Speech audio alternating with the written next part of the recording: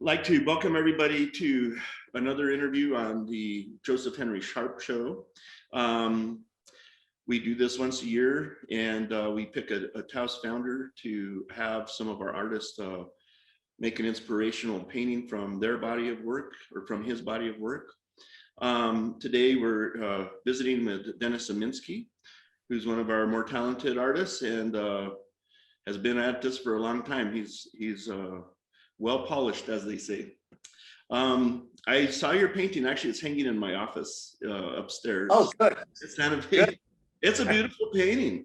Tell us a little bit about the reference material. Tell us a little bit about what you like about Joseph Henry Sharp's work.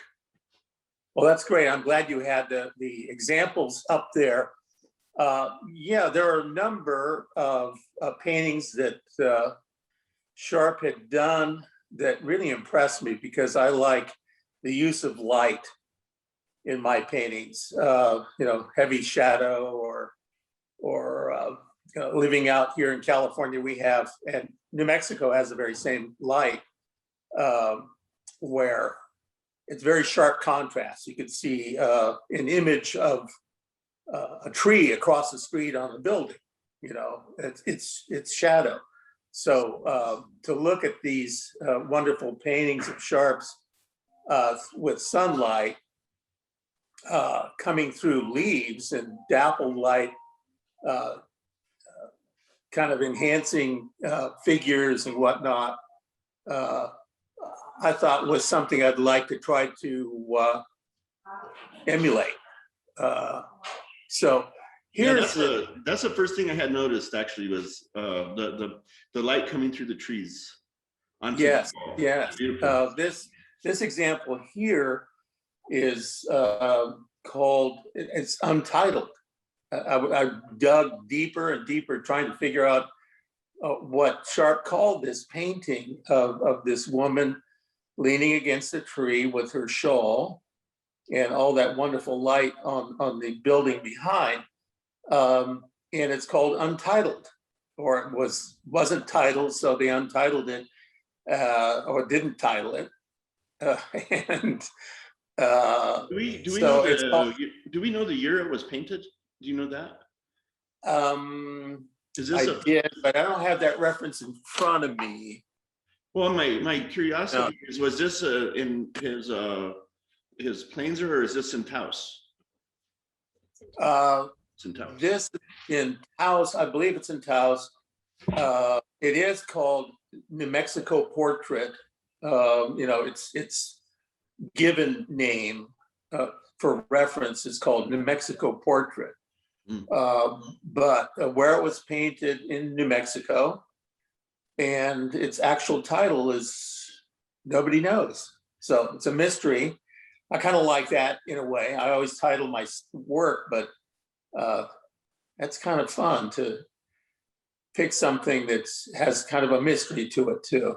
Yeah, it seems familiar to me because I've had the opportunity to roam through the grounds of the Cow Studio and the Sharp Studio, and that seems like a familiar scene around that corner there on Kit Carson Road. Yes. And I love the adobe building that you put in instead of the board work that's behind this lady that he painted.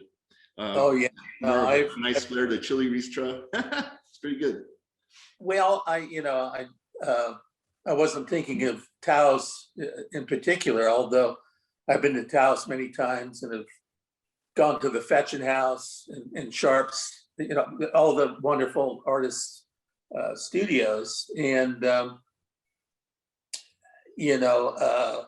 not necessarily adobe like that, but I love Santa Fe. I love coming to northern New Mexico, and just about every time I come back to California, where I am,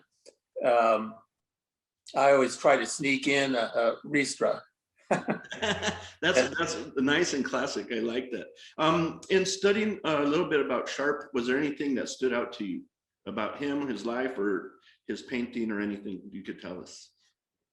Well, I'm a visual person, and I haven't yet really delved into his personal life that would be clearly a thing that I maybe should have done before I've done this painting.